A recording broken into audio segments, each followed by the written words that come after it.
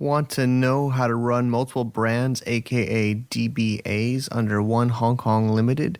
Then episode number 74 of Global from Asia is waiting for you. Welcome to the Global from Asia podcast, where the daunting process of running an international business from Hong Kong is broken down into straight-up, actionable advice. And now, your host, Michael Michelini. So last week was the first week back from the Chinese New Year holiday for everybody, and I was riding my mountain bike to the Unchained Apps office on Wednesday while listening to podcasts in my earbuds. My buddy Chris Gormley, who you might have heard on shows number 63, 23, and 9, says I'm completely nuts to do that, and that's something when he's even telling me doing that, because he's pretty crazy himself. But anyway, I'm not listening to him, and I'm catching up with a bunch of Tropical MBA episodes, specifically number 282 with Tristan King, and they're talking about ideas for business productized services, and they're mentioning international accounting alert services, and I got really excited thinking maybe that's something I can do, and I'm pedaling my way, probably going a little bit too fast, and I come around a corner, coming down off the sidewalk to the intersection, and I hit a little patch of water, I think, and the wheels totally just slipped sideways, and I slid into the intersection on my right knee, skid my knee, hit my shoulder a bit, and then kind of softly bumped my right cheekbone into the pavement. A little bit crazy, and I think it was a meditation I've been doing because it was kind of like slow motion. As I was going down, I could kind of adjust myself, and luckily I'm just a little bit scratched up, and my cheekbone is kind of scratched up and swelling up, but the pedals on both sides are completely like destroyed. One side kind of smashed against pavement, the other hit a little pole, but and the reflectors are bumped off and some small scrapes on the bike, but it's still usable. And I was like, a Chinese guy was running up to me right away, trying to help out, but I didn't want any help. And luckily I didn't even seem phased, and within like a minute I just kind of brushed off and went on my way back to the office. I had to use some shoestring and patch together the pedals, because it was really just nothing left. But I'm not going to put a photo of my scratched up face, swollen face, but if you want to check out a photo of the pedal that I got shoe tied back together, I'll put up on show notes at globalfromasia.com/episode 74. And I've been meaning to do it for a while, and I'm finally going to go over Tropical MBA podcast and give them a 5-star review, because it's just amazing content as usual, and I should have left him a review a long time ago. Okay, and this week we have Sunny Wong from Grand Consultancy Limited. He's been on a couple other shows in the past, and he's helping me understand this new concept I kind of stumbled upon of having multiple products and services or brands under one Hong Kong Limited company. It's called branch offices, is the term they use in Hong Kong, and basically it's like a DBA, or doing business as, in other countries. And I wish I heard about this years ago, because I think, like many of us, we open up multiple limited companies to do business with different companies, and this might help you out too. So also, after the interview, I know banking is important too, not just the name. So I went to HSBC Hong Kong last week too and paid them a visit and asked them about it. So after the interview with Sunny, we will hear about my questions I asked the bank. Let's dig into the interview with Sunny. Okay, thank you everybody for tuning in to another Global from Asia podcast. We are here in Kowloon with Sunny Wong in his office. Thank you for being here, Sunny. Good morning to everybody who are listening. Yes. So thanks for coming back on the show and sharing. So today we are talking about multiple like companies. So say there's a different business someone's doing or limiteds. So what's the main reason somebody would open more than one limited company? The point is that when opening different limited company, the owners most probably have the idea that these companies are separate legal entities, and the liability and the access of the companies are separate. One company business cannot be affected by another's. Got it. And then, so it's pretty easy to make multiple limiteds. You would just go to an accountant like you and set up a company and file the business registration and the audit every year. but I think sometimes people want to maybe save time or money. And so today we're going to talk about like branch office. Some businessmen may have the idea that when they incorporate a company and use the company to do different types of business, and provided these businesses are legal in the place they are make the incorporation, so they can use the branch business, say 001 for one business, 002 for another's, and then 003, 004, etc. So each business are under the control of the limited company. The 001 is just a trade name. 002 is another trade name doing different types of business. In this case, there will be no separate legal entities. There is only one legal entity. That is the limited company. The meaning is that the business of 001 may affect the business of 002. For example, if 001, the first branch, incurs some debts, and then the owner of the company may have to use the money or access from 002 or 003 to pay off the debts for 001. So from this point, there is no separate legal entity. The only reason for the owner to use this kind of operation is to save the cost of maybe in accounting or in audit or in some kind of operation. But this is the point, the area the owner or the company should have to consider. Got it. And then, but they wouldn't have, then the branch, the trade name can't have limited at the end, right? It just would have the like. No. The point is that the trade name is just a trade name. Say ABC Transportation Company. Yeah. But it can't have limited. So it can't be. No. The declaration is that the ABC Transportation is wholly owned by the limited company. This relationship must be declared, must be opened to the third parties or the traders or the supplier or the buyers. Maybe because the people deal with this branch business should know that at the back the branch business is owned by a limited company. Got it. So then it wouldn't have limited at the end. It wouldn't have a chop or a.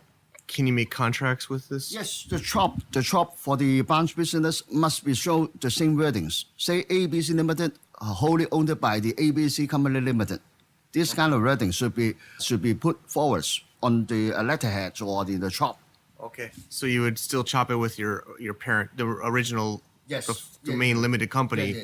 You would just declare in the contract that it's a subsidiary of. Yes. Okay, great.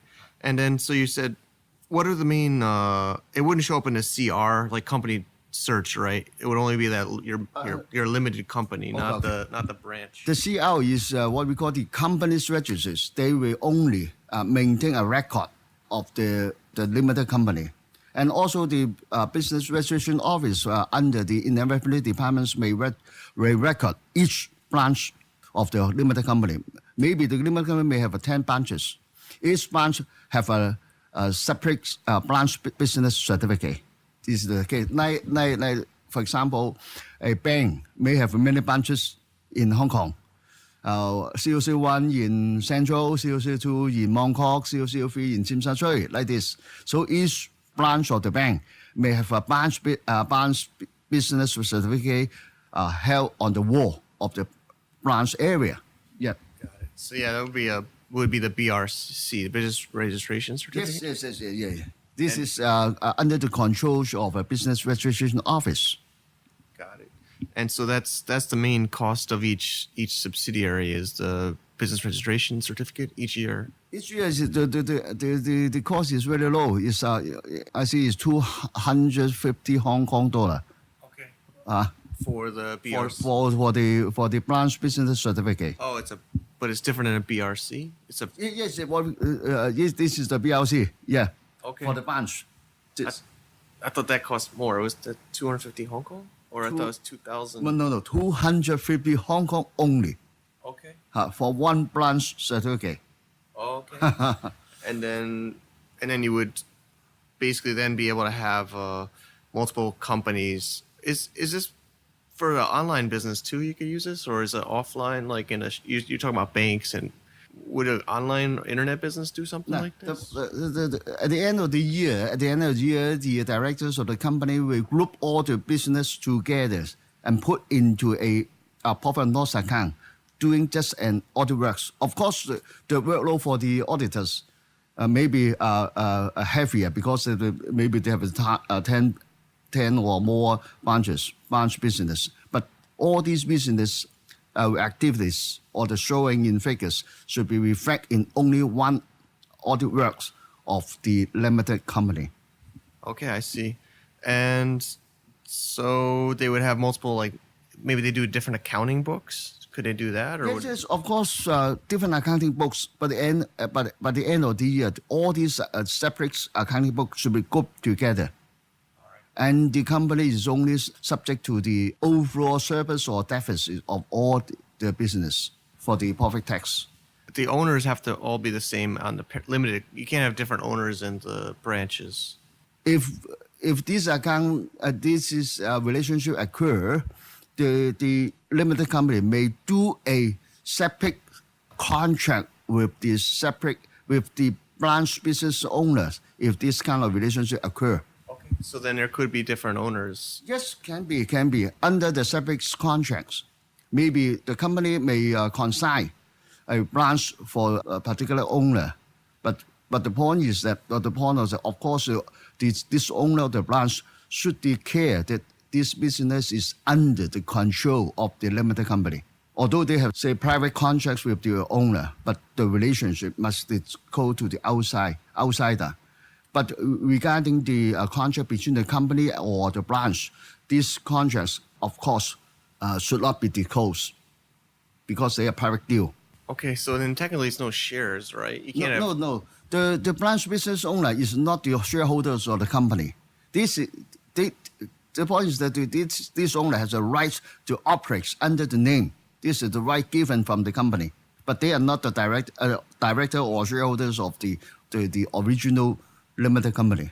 So then you could empower them to be like the manager, the operator of this company. That branch subsidiary. Yes, the branch owner, the branch business owner may entitled to to draw the profits, which is allowed by the companies.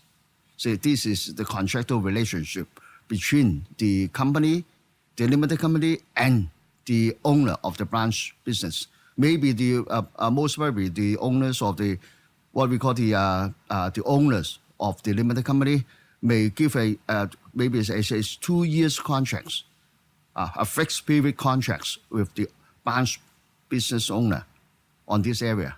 At the end of the contractual period, the relationship terminates. And then I made me just realize about bank accounts. How would you have a separate bank account? Yes, separate bank account. Yes, bank account for COC1, for COC2, etc. And the signer can be assigned by the directors of the company. That means the director can assign Mr. A as a branch business owner to sign the bank account and draw money or to operate the bank account, and then assign Mr. B as the signer of the bank account for COC2 accounts, etc. So there was separate operation and under the contract with the whole the original company or original limited company. Interesting. Yeah. Because like I think like this show is under Shadstone Limited, which you helped me with, and then Global from Asia. I could maybe technically set up a branch called Global from Asia, the radio show. Yes. And then I could have like another bank account or separate bank account. So you deal with different people. COC1 for Mr. A, COC2 for Mr. B. Maybe Mr. A and Mr. B are doing the same types of business. It's no problem. It can operate. But the main control is under the company. Okay. The company assign or a contract out the rights for a particular person to run a particular business using the name. Yeah. So then the cost for me is make Global from Asia a branch of Shadstone Limited would be just the 250 Hong Kong a year? Yes, exactly. And then I can make a new HSBC bank account. Regarding the operation of the bank account, the bank may have a suffix exactly 001, 002, 003, etc. You can exactly using the same account number with different what we call suffix to assign to the particular branch business. It's very, very clear. Of course, the director will at this time will surrender the power of signing to the branch owner because they operate the business. It is convenient for them to do so. If the directors operate all these accounts, they will not practical.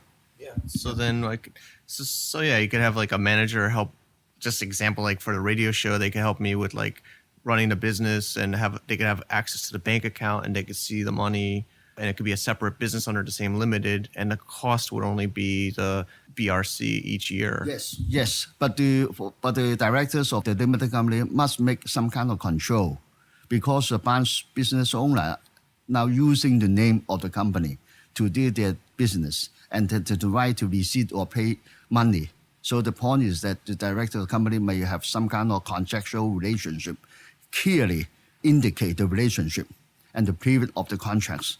Otherwise, they will make use of the name of the company, and then by this means, the limited company will be liable to all the debts incurred from the branch business. Now, this is one point the company must be considered.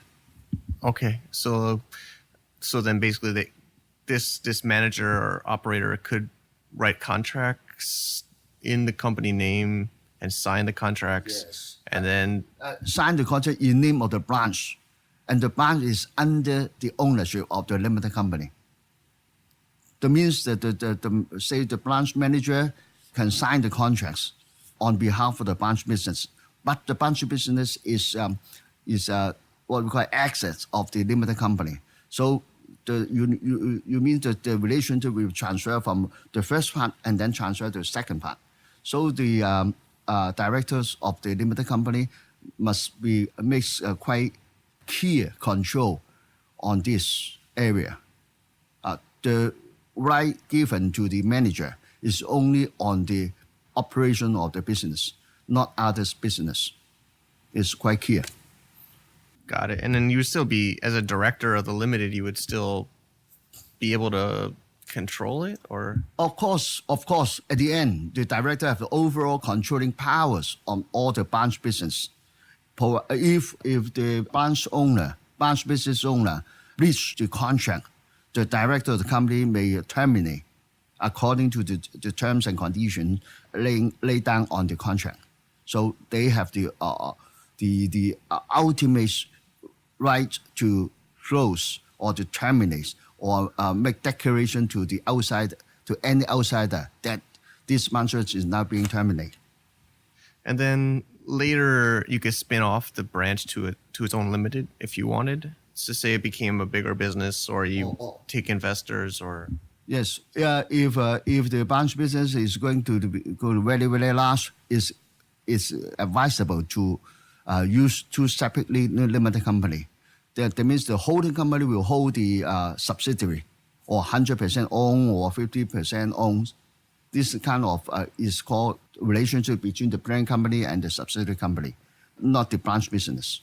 Do you have to ever do that, or you could always just be a branch even if it's big business? If big business is advisable to use limited company, not branch business. Two separate limited company is more safe. Otherwise, maybe some problems, like regarding some kind of financial debts, something like that. Okay, got it. And then that's easy to do later when it's you could just make it at the time you want to. Okay. Yeah. It's more advisable to use parent company and subsidiary to run the whole group. Okay. Instead of branch business. So branch business operation is only a preliminary types of running in order to save some money, or in order to promote the branch business for some interested parties only. Clear. Yeah. Okay, no, this is really great. And I have a kind of random question at the end. Or is there any other points about this that I think is clear? So then, the main point is you can make branch or trade names for temporary easily, but it's more, of course, advisable to have separate limiteds. Yeah.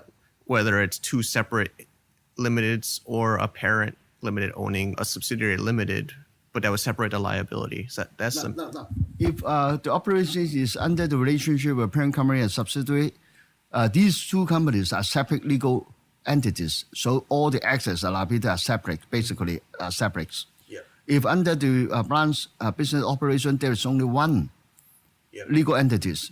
The liability and assets are not separate. Yeah. Understand. Okay, thank you. And this is just one that's kind of, a lot of these younger entrepreneurs are, at an ATM and they take money from an ATM for their business. Maybe especially in Thailand or in Vietnam, or they're in other countries with a Hong Kong company, but they can't either don't keep the receipts or it's maybe used for personal. Yeah. How is that treated on accounting? You mean the drawing? Like withdraw Draw some money from the ATM. yeah, just like $200 to go out. The drawing may be, first of all, is some kind of a loan from the company to the director, right? And also, if the director uses the money in business purpose, this is business expenses. These expenses is record in the accounting books of the company. If this some kind of personal drawing is say 10,000 Hong Kong, you draw money from the ATM machine of the company account. So the director draw money. Later on, the director have to pay back into the company. If the drawing is expenses, they will detail, write down in details how much receipt on what areas, on what purposes. This is a business expense. Regarding the drawing from the ATM machine for the convenience of the director or shareholder, first of all, this is a loan.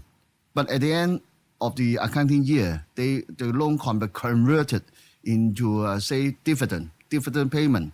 So if dividend payment, the director may not need not to pay back to the company, because this is dividend payment. And the dividend is some kind of drawings after tax. The company complete the accounts, they will have some certain figures in profits, and then they will subject to the profit tax, and then the remaining balance can be drawn as dividends. And the directors having this dividend income, they do not have to pay any types of tax, basically, in many countries. Yeah. Clear. All right, Sunny. So thanks again. And maybe how can people reach out to you for your services? Of course, Mike is my good friend. Mike can introduce a lot of here. My office is situated in Yamate, and we have the phone number. Can I disclose here? Sure. Yes, my phone number is 2395-5090. Okay. I situate in Hong Kong. This is my main place of residence of the company. Yeah. And we'll put that in the show notes too, and plus 852 yes, 852 is the cook of Hong Kong. Cook of Hong Kong. All right. Okay. Thanks, Sunny. Thank you, Sunny, for coming back on the show and third time, and always keeping it real and giving us the real deal. He's a little bit old school, dropping the Hong Kong office number. But if you want to give him a ring and thank him for it, that would be pretty amazing. Let's make the phones ring off the hook there and get him to make a website. So, okay. I've been looking into it. I still haven't done this branch office for my own company because it's just still fresh. I'm giving you guys the fresh out of the oven news. But I'm thinking about spinning off a branch company. Maybe let's think about it, like, for example, Global from Asia. It's under my consulting company called Shadstone Limited. And, I could pay this small fee to make a branch office. But I know it's not just the company, but the banking. And we're always talking about banking. So that's the big thing. So I'm being a hustling entrepreneur, and lots of us, maybe we want to have other managers or other entrepreneurs managing some of these businesses. We can give them signing access to online and offline banking and make them really take ownership of their business with their own HSBC Hong Kong login online too. So I went to their 1 Queen Central Road location like I always do. And first of all, it was pretty awesome. that I went up onto the 6th floor SME Center last Tuesday, and there was one of their staff dressed up as a Buddhist god. Choi San is his Cantonese name, which is the god of, let's say, fortune. And he basically throws around candy, golden candies that represent money, to wish everyone to get rich. And I was able to snap a photo with him, and it was my first big perk of being an HSBC client. I'll put this on the show notes a picture that I shared on my social media. And Jeff Brower, he commented on my Twitter that HSBC is only taking money from us. They never give us money, so I must be special, right, Jeff? And but it is candy, not real money. All right. So let's talk about business here. I got into the HSBC and I sat down with a rep to talk about branch offices, and she was also not as familiar with it, so she had to check with management. And this is what she came back with. She said, basically, you have to apply for a completely new account and go through the interview process. And it's the minimum balances have to be completely separate. So if you want to avoid the service charge, like for example, you need a 10,000 Hong Kong dollar minimum on each account to avoid those fees. But the cool thing is, you can have different signers and different online banking logins. And when people pay you, here's the awesome part, I think at least. The payment instructions only needs to have the branch office name. So for example, I could say invoice, you can pay Global from Asia at the bank account number, 808, with no reference to the Shadstone Limited. It's not about like tricking people, but you could basically operate it as a completely separate almost business to people with this. The only thing is if you use paper checks, but who does? You have to have both names on a paper check, but I don't think we use paper checks here. So that's it for me this week. I have a couple of more solo stories there, and I hope that was a little bit entertaining. And also just reminding people, I do have an email newsletter I send out every week, spend a few hours making it, and people have been enjoying it. I got a couple more replies, people thanking me for spending the time to make these, and I do spend time to make them. And it's not just promoting my own stuff, it's also some news in the industry that should be relevant to you if you're liking the show. globalfromasia.com/subscribe. Check it out, pop in your email, keep in touch, and until next week, peace. To get more info about running an international business via Hong Kong, please visit our website at www.globalfromasia.com. That's www.globalfromasia.com. Also, be sure to subscribe to our iTunes feed. Thanks for tuning in.